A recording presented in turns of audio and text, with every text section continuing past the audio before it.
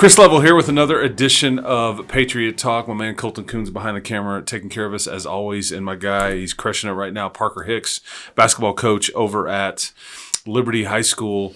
Is it boys basketball or men's basketball in high school? I'm afraid it's boys. Boys, yeah, that's probably true. But yeah, head boys basketball coach over at because I guess I always say that like it's boys in high school and it's men's basketball when you get to college. Right? Yeah, that's right. Okay, so year two, what all has changed for you in year two trying to put a program together? Your staff is a little bit. There's a few more guys on your staff. There, you've got another team. You know, you got 3 teams now you're juggling, but what else has kind of changed for you? Yeah, well, I mean, we'll start there. Obviously, add another team. You get to add another full-time assistant, you know, and Matthew Lynch is helping us this year, and he has been, big-time help. He's a maybe 2-3-time state champion at Canadian, played under a great Andy Copley, so he's brought a lot to the table, and so we've been lucky to have him. And then just still kind of battling everything new. Even we didn't have any seniors last year. We kind of had to fill some roster spots we weren't expecting to fill. But we've kind of just swarmed with the guys we've had and gone to work, and we're off to a good start. Coach Lynch's, I think, what is his uncle? His uncle. Yeah, his uncle over at the other high school. Phenomenal coach, too. He actually coached me in an all-star game. When I was in high school. Okay. Corey did? Corey did. Okay, very He's good. Back at Panhandle. And then there, obviously, Corey's son is a football player there at Abilene Christian. So, yeah, it's a good athletic family. Well, I'm glad Matt is over there doing, or Matthew, I should say, is doing good things over there for you. How did you put because you mentioned that you juggling your roster and everything like that. How do you put a schedule together, trying to not really sure what your team is going to be, and you're kind of in this, you moved up to 4A, which is, obviously bigger division and all that, but you're trying to test your kids, but you're not trying to get your kids killed. I mean, take me through putting a non-district schedule together. Yeah, it's kind of it was really a tricky deal. The things I thought we had games on our schedule that were going to make us better. We had games on our schedule. Hopefully we could gain some confidence. And then our tournaments, we thought, I thought we picked 3 tournaments. I was told a long time ago, you want to go to 3 tournaments. 1 you can win, 1 you can compete in, and then 1 you're going to get better at. And so that's kind of what I tried to find tournament-wise. And then, we want to, like last night we got to play Canyon, who's been in the regional finals the past 3 years. Next week we play Seminole. And so just playing these type teams that are 4As at our level is kind of what you want to see before going into district. And then, every coach, you want to be playing your best by that, and it all kind of starts with who you're playing. So it's kind of a mixture of a lot of different schools right now. Because, correct me if I'm wrong here, I think you're playing some 5A, some 4A, some 3A, some 2A, and I think you just added a 6A. Yeah, we've started the year at 5A, and then we went to the 3A, and then we went to the Nazareth tournament, which was good, and then 6A. But haven't you scheduled Friendship? Aren't they on the schedule? Well, we're just playing a game at Friendship. Yeah, they're hosting a showcase. But that's just kind of part of your Yeah, it's just a wild deal that we're trying to find games, and we've had some people cancel on us due to football reasons, and so we've lost 2 games that we thought were going to be good for us, but we're just trying to be our best come January 10th. Sure. Yeah, and it's tricky because you're willing to travel. Right. Last year, the gym was in flux, and you finally just got that opened up. So now you can host and all that, but you're in a different district. I mean, there's just a lot of moving parts here. Okay, and you guys went to the Nazareth tournament and won that one. Mm-hmm. Yes. You've got the Cap Rock tournament coming up. Which one am I missing? The Childress this weekend. Okay, this weekend. Okay, so you've already been in the tournament that you could win, and you did. Yeah. Is that okay? Yeah. The Cap Rock one, I'm guessing, will be just one that you always want to play in it if you can, but you don't know what you're going to get. Right. I mean, but luckily you're hosting, right? Or one of the host sites and all that. But Children's tournament, what do we expect there? Kind of another wild variety. We're going to see. We open up with Pampa, which is another 4A up in that North District. We're probably going to see Holiday at some point. Holiday last year won the 3A region out here, so they went to the state tournament. So they're a good team. And then you're going to see Emerald Highs JV. They're there. I don't know how well, but just that program in general has a lot of respect. So they'll be well prepared. And Always. so kind of just a random deal. You'll see some 4As, you'll see some 3As, you'll see a 5A JV. I think there's a couple ranked 2As in the tournament. So it's really just kind of get away and play people that aren't around here, and Sure.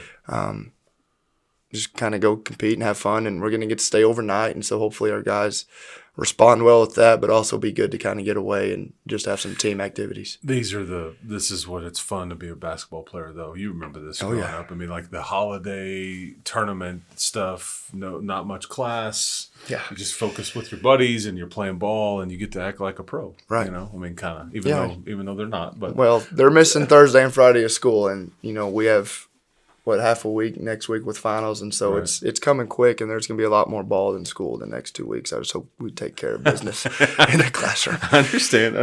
That's always the thing as a coach, man. You're a student athlete. Right. Yeah, that's right. That's right.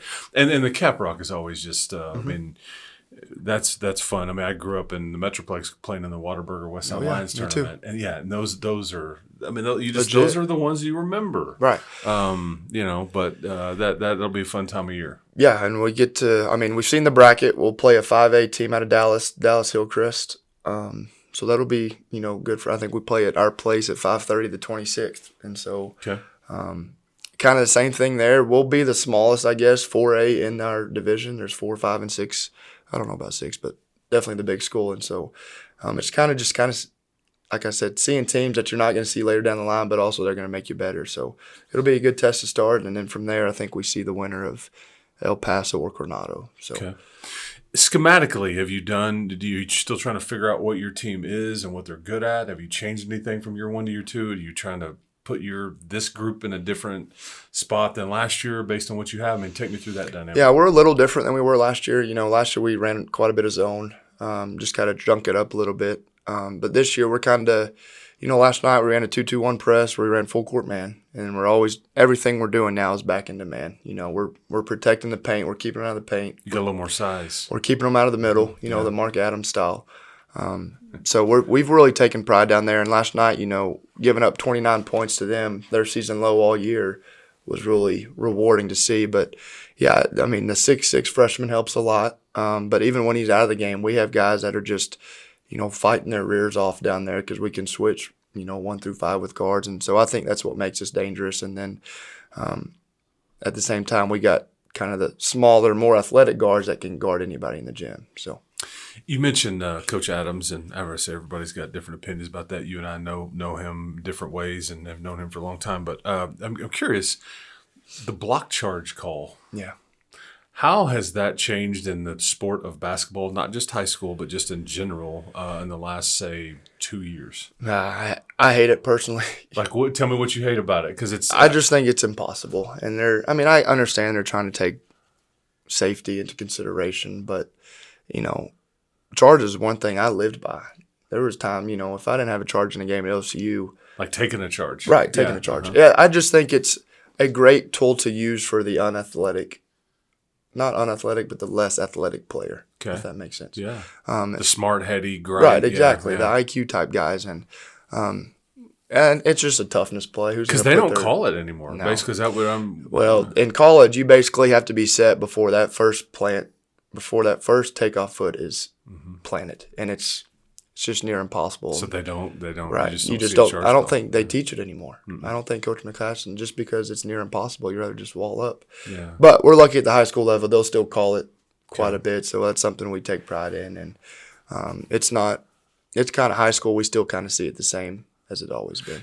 The reason I asked you is because you mentioned the no middle and keep them on the side and all those things, and that was a big part of that component. It really funnels people to try to take. You want to funnel them in to try to take charge. That's right.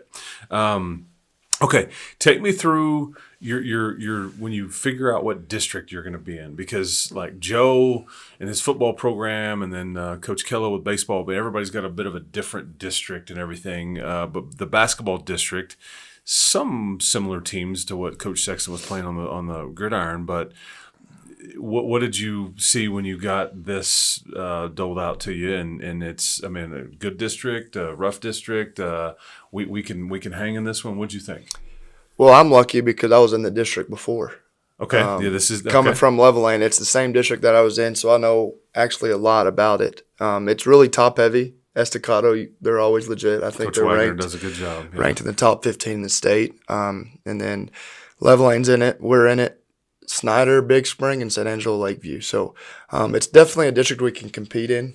And that's kind of just like we talked about earlier. We want to be playing our best when that time comes. And, I think the pre-district rankings had us in second behind Estacado, but you can probably guess my opinion on rankings before things even get started. Yeah. What is that? The rat poison, I think. Yeah, exactly. Or bear trap or whatever. Yeah, that's right. Used to. But it's to us, we're trying to prepare for that moment. The message this year has been every game for us is a championship. Last night was a championship for us. Thursday afternoon is going to be a championship for us, and we're just hoping that approach helps us when that time comes, when we're in a win or go home situation that we're used to playing in those championship style games. And so we'll see. The district is going to be competitive, but hopefully we can take care of business and play to our potential. Okay.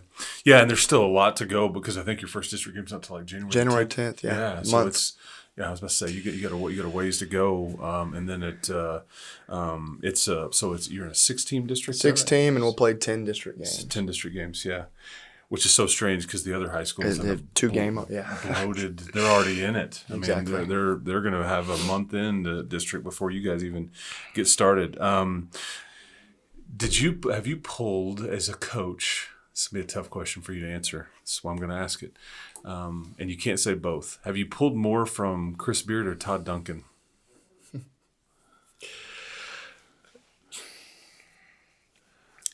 Because both are totally different. Totally different. That's right. I know you said I can't say both, but it really depends on the side of the ball. Okay. Defensively, I've pulled more from Beard and Adams. Okay. Offensively, it's been more Duncan. Okay. How about in general of how about if it's not – how about like culture? Culture, Beard. Okay. No offense to Coach Duncan. Okay. Yeah, we're not trying to offend anybody. Right. But you've been lucky to be around some really smart, very passionate individuals and guys that have been doing this a long, long time. So yeah, I think more from Beard just because at that level, I think you're absorbing more guys each year. Yeah. Compared to our situation this year, we only have 5 returners.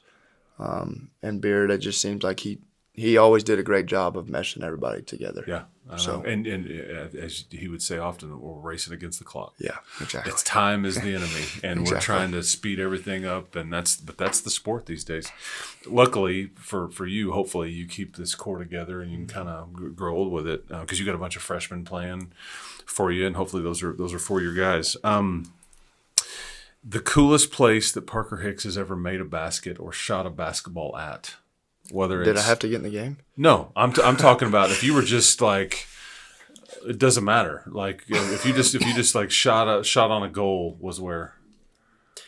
I'd say Rucker Park. Okay, I wrote down about 5 things I wanted. Madison Square Garden. That's 2 of the ones I wrote down. TD Garden. Yeah, or U.S. Bank Stadium. They've changed it. Yeah, there you go. Yeah, in Boston. Oh yeah, okay. I was thinking my freshman year. I was thinking the Final Four. Oh yeah, U.S. Bank Stadium. Yeah, U.S. Bank Stadium. The Final Four. Okay, the TD Garden. Okay. Yeah, that's probably the top. Or what's the Miami? Yeah, where the Heat play. Heat are yeah, playing. That's right. That was a fun one to play. Okay. Allen Fieldhouse. I didn't have TD Garden, but okay, you wrote down my list that I wondered if you would say. And the reason I asked that is because like a year ago, I just went and shot a layup just because but Hinkle Fieldhouse. Oh wow! Where the where the Hoosiers film was taped and all that, where Butler plays and all that stuff. In your opinion, the mecca for basketball is what? Everybody's got a different take or opinion on this. College, pro, some buildings may not even exist that you may say. I mean, I don't know, but it's different. I think the mecca for NBA. Okay. Madison Square Garden. Okay, MSG, world's most famous arena. Okay. Yeah, I think. Now college, I think I'm going to say Cameron. Okay. the KU fans in the audience, there's probably none. Frank Rosetta. Yeah, it's Yeah, that's right. Randy Rosetta, KU grad. That's right. Hub City Preps. 10-year-old Parker Hicks is sitting on Santa Claus's lap. He's asking for what? Back in the day, the 10-year-old Parker Hicks is asking Santa Claus for what? Probably some D Rose basketball shoes. Derrick Rose? Derrick Rose. The Okay, Adidas that was Derrick your Rose, guy. yeah. Okay, interesting. They used to have the shoes where you could like change the color in the side. Yeah. The inserts. Oh man. You know what I'm Okay. talking about? That's yes, absolutely. Yeah. This is way before your time, but there was a shoe brand called Kepa, and they used to. There was 2 spots on either side of the shoe, and it came with like this crayon color box and you could like. Yeah, put I color. used to could change the. Okay. Yeah. Okay. Holy cow. That I was not expecting some D Roses as a 10-year-old Parker Hicks. What does Parker Hicks want for Christmas this year? Dad stuff. Which is what? Garage organizers, ladder, sleep. I got how Me and my wife bought each other a dishwasher for Christmas. We've already got that taken you're care of. Adulting So. now. Yeah, that's It's not as fun. Sweet out. Well, but guess what? You needed. We needed a good dishwasher. You'd rather. Yeah. What? How old is your son? He just turned a year. He'll be 13 months the 23rd. Does he? If you could have a conversation with him, what would you ask him? And you would get like an adult type answer or a on your level answer. What would it be? What would you ask him?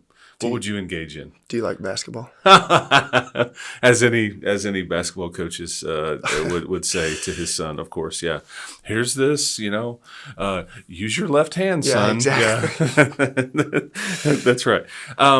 The Christmas movie, because they got the holidays coming up and everything, but the Christmas movie that makes you smile. Polar Express. Oh, very nice. That's a sentimental one. Yeah, that's a Allie's got mad at me because I've watched it 3 or 4 times already. Man, yeah, that's off the grid. That's a good one. That's the golden ticket, right? Yeah. Or whatever. Yeah, Believe. Believe the Christmas movie that makes you frown, like that you're just like, I'm not a fan.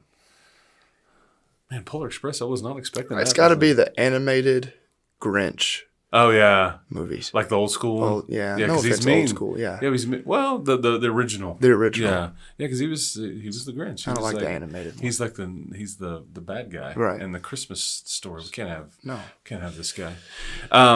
Okay, so your team. What are you trying to? Before I let you get out of here, like you feel like we need to get better at, or we're pretty good at. Have you kind of identified some of these things right now already? Or are you still in the process of kind of trying to figure out what your identity is?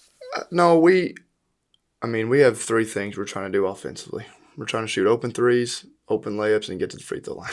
Okay, And that's just kind of as simple as it can be. Analytics. Yeah, I mean, that's what it there's tells just the game now, and I mean, we'll shoot a mid-range shot, but that's not really what we're looking for. And so we want to do those 3 things, then we want to play fast. We want to beat the team down the court and see if we have a transition 3, we're going to take it. If we have an open 3, we're going to take it. Or, open layup, we're going to take it. Okay.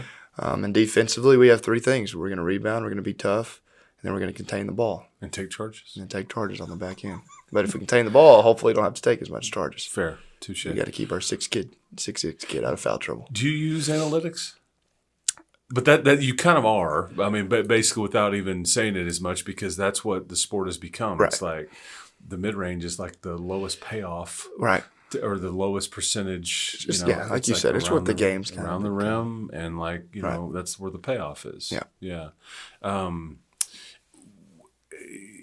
Have you seen those coaches that actually mark off the court, and they'll tell this basket in a scrimmage is worth 5 points. This is worth whatever, and it almost is like a negative if you take a mid range. I've seen it. I don't do that. Okay, Just because I don't want, like, I'm still okay with us shooting mid-range sure. shots. Yeah. So it's a lost like art. last night we shot a couple. Kenny had a big. We'd ball screen him, and we talked about hitting the pull-up jumper because he's not going to be up to the ball screen. Okay. So there's times for it, but like one of my least favorite shots is a transition mid-range pull-up in transition. Okay. Even if it's a floater? Or... floaters are my least. I got that from my dad. My dad hates the floater, and I guess it just... Yeah. But Yeah. I guess I'm getting too sweet because we actually worked on a little touch shot the other day in practice. I was like, well, if we're going to shoot it, we might as well practice it. Yeah, So, that's right. That's right. Well, and to some kids, that's the only shot you can get off, Right. or depending Well, on yeah. the size limitation or what angle you're hitting at. Right. It's just like I'd rather just play off 2 feet. I got you. Shot fake them, get to the free throw Because line. in the NBA, I mean, there's dudes that are shooting. And then they see Curry throw it to the ceiling and goes in. And so, Kyrie Irving. like and we all said, that. the game's changed. Yeah. Who? I think when I did a podcast with you about a year ago or so, we talked a lot about Dirk. Do you remember Yeah, this? Dirk. Yeah, he was kind of your favorite guy growing up. Is there anybody? I mean, there's so many guys out there these days, but is there somebody that you look at now and go, they do it right, or this is a player that I like the way they play. They kind of stand for the right things. They play the right way. It could be college, pro, whatever. Yeah. As far as style of play, I don't really like how he acts. But it's Luka. Just being that size. You're a Maverick guy. I like that. Well, yeah, me but too. Yeah. comparing to me, a slower, bigger, unathletic guy, to how he can. I mean, he is athletic, but just the space he can create it's and his change of speed is what I enjoy. And then I'm starting to become a little Cooper Flagg fan. Okay, for Duke. For Duke, I've enjoyed watching him. I know he's still 17, but I think he can. He's very impressive. And I actually watched a dude from Michigan last night. Can't think of his name. Right, maybe from Yale. Okay. 7-footer bringing the ball up the court. I think he had like 14, 8, and 9. So he was fun to watch. Okay. I like the bigger guys that have a more guard game to role. guard. Yeah, no, that's fair. Just stretch 4, stretch 3s, Right. or just That's what I had to play at OCU. So. Sure, yeah, yeah. Luka, you don't like the way he can play. With the I officials. know, and that's everybody at that level though. But I know. Yeah, that's right. That's right. Well, you guys are off to a undefeated start. Depending on when people consume this, your next games are against I think New Home and Seminole. You've got tournament obviously this weekend. So there's a lot of basketball coming up right before Christmas, right after Christmas, and it really is just not going to stop until February. So hopefully your team stays healthy, you keep crushing it, and you keep shooting open threes, making layups, getting to the free throw line, and we're going to rebound and be tough and beat the other team down the floor. Did I get them all right? then contained. And contained. gotta Okay, contain sorry. the I was ball. 5 for 6. You were good. Yeah, that's right. So, all right, well, you're one of my favorites, man. You know that. I've known you a long time, and we've been up and down the roads together and a lot of those places that you just mentioned as far as coolest places to go from a basketball standpoint. So You're still getting to do it. I get to go to Jayton, America, But December some of those, 31st. like I remember my kids' freshman year, and they were playing in Pampa. Yeah. Okay, you've been in this gym. Yeah. And it was historic very gym. old school. Yeah. Yes. And I was like, those are fun. The smell. Yeah. I could smell the popcorn. I mean, it's just like you can hear the creaks when you step on the floor. I mean, the whole thing. Those are fun. We That's- got some of that at Nazareth. Yeah, sure. Yeah. Which is also Yeah. got some history there and all that stuff. So that's legit, man. Well, keep doing your thing, man, and appreciate you. Yep, there is Coach Hicks. So Merry Christmas out there. Go Patriots, and man, show up to their games. They're doing really, really well. It's a fun style, all those things. But for Chris Level, for Parker Hicks, for Colton Coons, this has been another edition of Patriot Talk.